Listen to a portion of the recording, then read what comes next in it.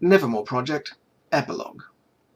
I've never before done an epilogue for a project, but then the Nevermore project's not exactly something I'm used to.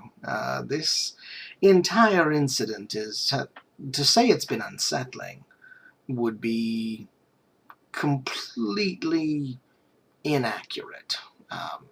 Unsettling suggests that I'm unsettled, and I'm really not.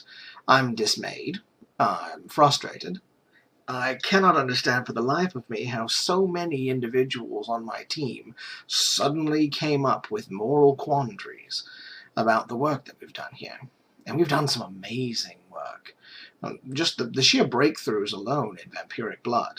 I fully expect that Project Red is going to move forward much faster now. In fact, we already have the basics of a working prototype. Initial tests have proven quite effective on animal studies, and I actually believe that we're going to be able to move into human testing, or at least bee testing. That way, if they explode, they come right back. But I presume that we're going to be using sentient testing within the month. I would not at all be surprised if red-grade soldiers were added to the Templar ranks by the end of the year. And I'd like to think that our little family here, what family's left, had a lot to do with that. I mean, the Project Red has been on the drawing board for years, pretty much ever since we discovered the infestation in Carpathia.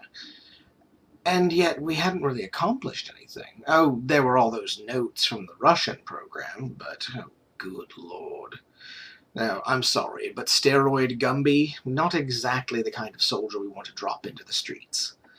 Yes, I can just see that now.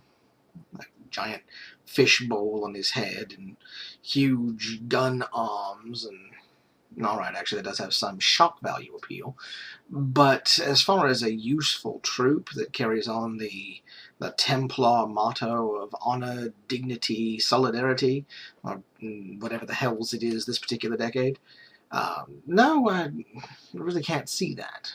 But Project Red, well, Project Red is actually showing signs of very limited mutagenic drawback. There's always the risk of cancer, but frankly, water carries a risk of cancer, and not much of one.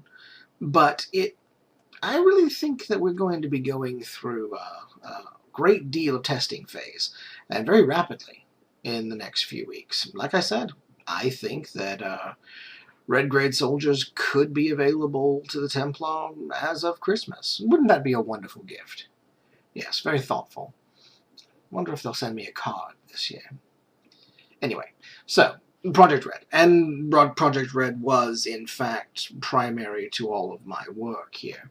However, of course, Project Crimson Cross, which is the subfolder in which I'm putting all of the medical work that we've done, has advanced along at an amazing pace. We can actually now regenerate small amounts of raw tissue.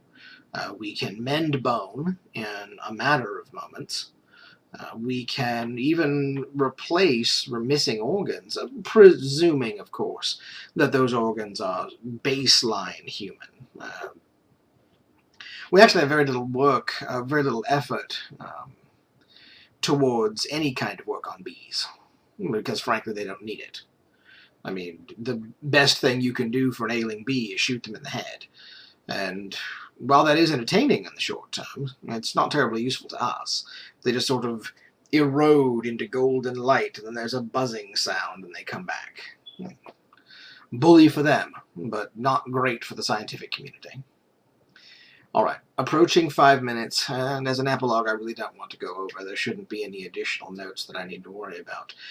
With the possible exception of Temple Hall Infirmary. They have been asking me for samples for some time now, of vampiric blood. I know that they want to keep it in stock because of the fact that they actually have, even more than my current guest, even more than my guest had, there are other vampires working for the Templar. Apparently none of them want to be helpful. So much for the camaraderie part, right? But if I can get another subject, I have a few names that I'm going to forward to Temple Hall, and with any luck, we should be getting some. Results. I mean, frankly, I don't care if they come here tied up with a bag over their head. It really doesn't matter to me. And frankly, if I don't know their names, maybe their names won't get out, and then I won't have to worry about visitors. Yes, that's going to change. No more visitors. Tired of that. The Dems woman, Mr. Humboldt, not you, Miss Oiti. You are a wonder and a treasure, and you will always have a place at my desk.